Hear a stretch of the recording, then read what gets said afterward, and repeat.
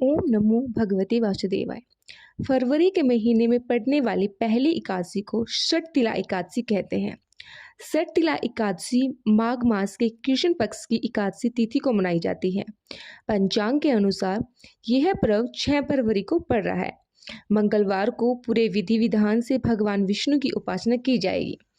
श्री हरि को प्रसन्न करने के लिए यह दिन बहुत ही खास और महत्वपूर्ण माना जाता है। मान्यताओं के अनुसार शटातिल एकादशी का व्रत रखने से जातक की सभी मनोकामनाएं पूर्ण हो जाती है। तो इसलिए आइए जानते हैं शटतिला एकादशी की सही तिथि, शुभ मुहूर्त, पूजा विधि और व्रत पालने का समय और व्रत कथा। तो जानते हैं शटतिला एकादशी कब है। इस साल शटतिला एकादशी 6 फरवरी को 2024 को मनाई जाएगी। पंचांग के अनुसार 5 फरवरी के दिन 5:24 PM से एकादशी तिथि शुरू होगी, जो कि 6 फरवरी के दिन 4:07 तक रहेगी। और जो एकादशी तिथि का प्रारंभ है वो 5 बजे से ही 5 फरवरी से होगा और 5:24 पे हो जाएगा शाम को। और एकादशी तिथि का समापन जो होगा वो 6 फरवरी 2024 को 4:07 पर होगा। जो व्रत तोड़ने का जो पारण का समय होता है वो आपको 6:50 AM से लेकर 9:00 AM तक ही रहेगा, 7 फरवरी तक। और पारण तिथि के दिन द्वादशी समाप्त होने का समय है 2:02 तक। तो जो पूजा विधि है वो भी आप एक बार देख लीजिए। स्नान आदि करके मंदिर की सफाई करें, भगवान श्री हरि विष्णु का जल अभिषेक करें, प्रभु को पंचामृत सहित गंगा जल से अभिषेक करें। अब प्रभु को पीला चंदन और पीले पुष्प अति ही प्रिय है, तो आप उस दिन विष्णु भगवान जी को पीला चंदन जरूर अर्पित करें। पीले वस्त्र उनको धारण कराएं अगर आपके पास उनकी प्रतिमा है, और खुद भी आप पीले ही वस्त्र धारण करें अगर आप व्रत रखते हैं, और पीले पुष्प ही उनको अर्पित करें। मंदिर में घी का दीपक प्रज्वलित करें।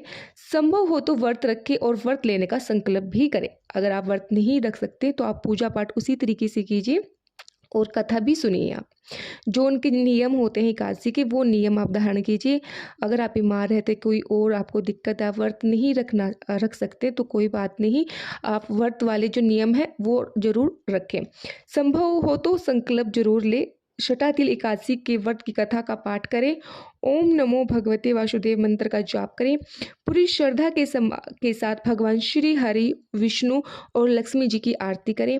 जो भी आप भोग लगाए भगवान जी को, उसमें तुलसी दल जरूर लगाए और अंत में अक्षमा प्रार्थना जरूर करें। और एक विशेष बात आपने ध्यान रखनी है, एकादशी के दिन आपने तुलसी पत्तर नहीं तोड़ना। एक दिन पहले आप तुलसी पत्तर तोड़ के रख लीजिए, क्योंकि एकादशी के दिन तुलसी पत्तर नहीं तोड़ा जाता है।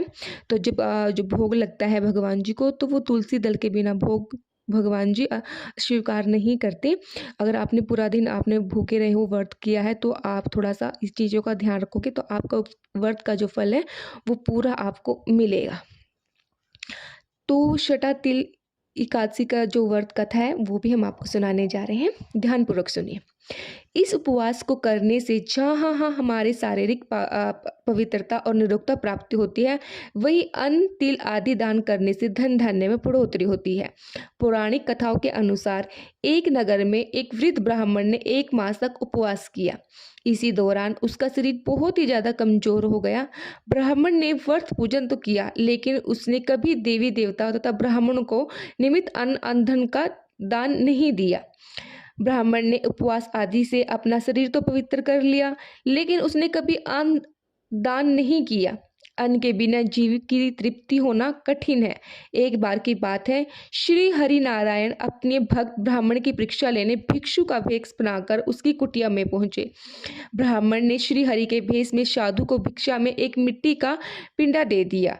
कुछ समय व्यतीत होने पर वह ब्राह्मण शरीर त्याग कर स्वर्ग को प्राप्त हुआ। अपने जीवन काल में पूजा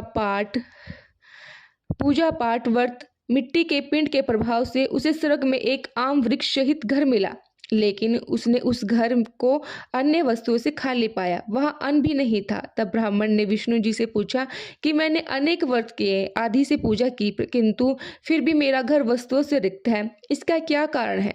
श्री हरि ने कहा, इसका जवाब तुम्हें देवी स्त्रियां देगी। इसके बाद देव स्त्रियों ने ब्राह्मण को शटातिल एकादशी का महत्व बताया।